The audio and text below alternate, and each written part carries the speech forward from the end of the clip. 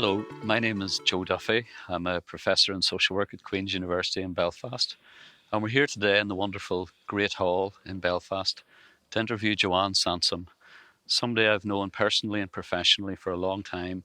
And we're really interested today in hearing more about Joanne's life and her experiences and her personal and professional experiences in social work and in activism in the field of disability. So we're going to get started now.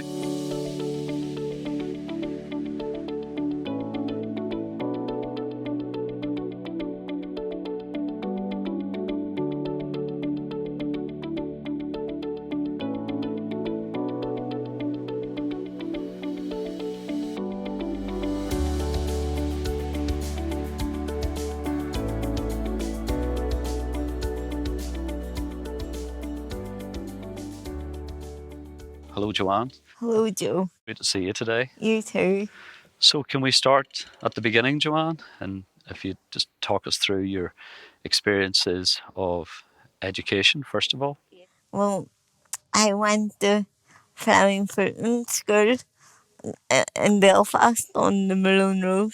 It was a school for physically disabled children when I went there, but now it's a bit of everything. It's complex needs now. I went there from I was 2 until I was 19.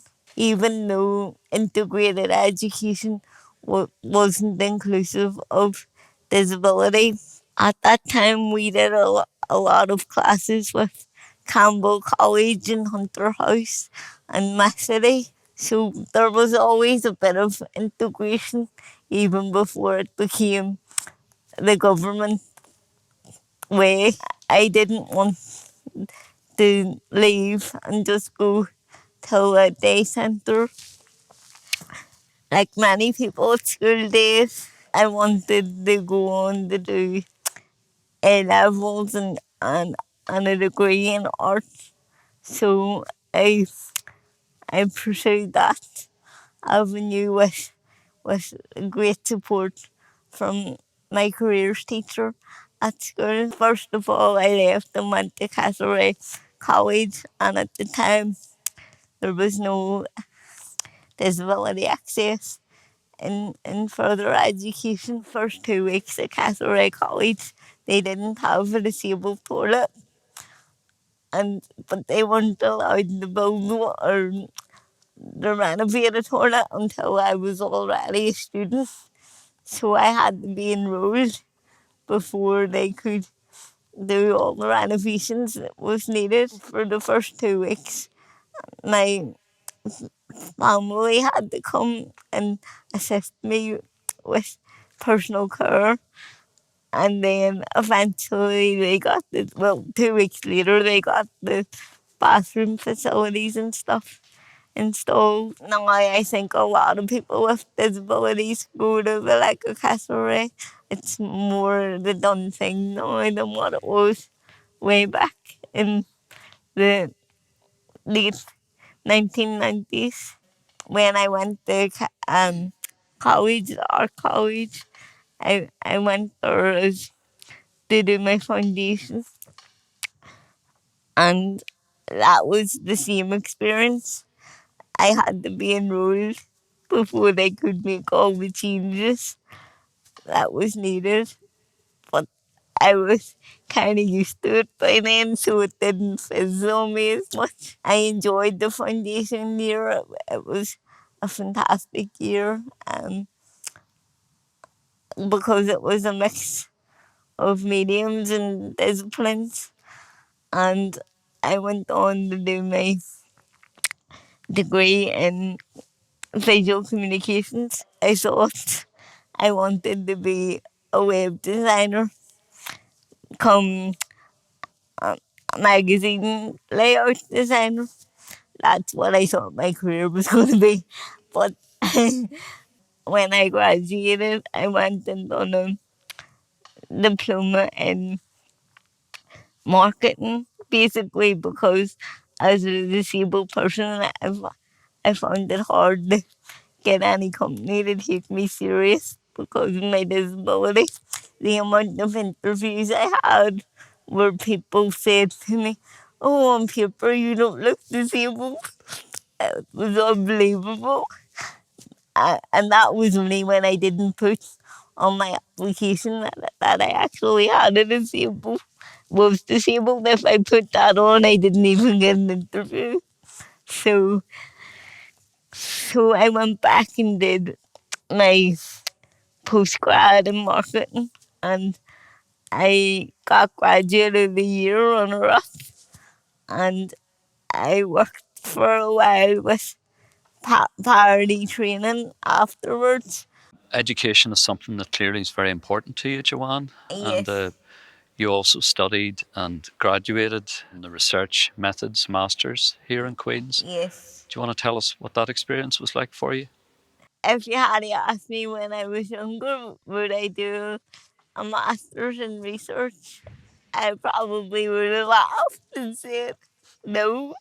But I really enjoyed it. I never thought that I ever would have went on to do a master's in anything academic like research, because I was always more creative when I was at school. During my time in our college, I did a module in research and I loved it. So I suppose that showed me way back then that maybe I do like books. Then I went to America for the year with study USA, and I had an amazing time.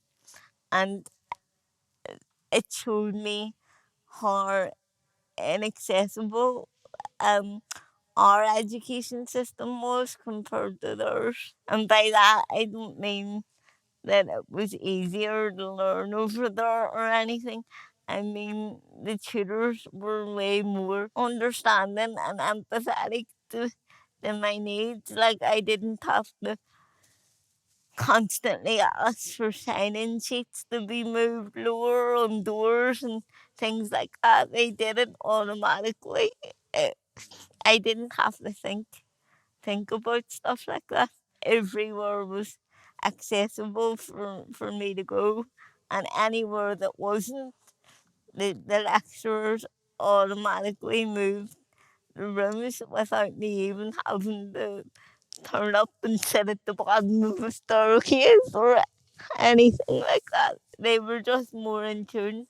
And when you compare that to the experiences you talked about earlier in terms of going to higher education institutions here, It was like night and day. clearly research is something that Yeah. you're really interested in. Yeah. And again, that came about through my involvement with the social work students.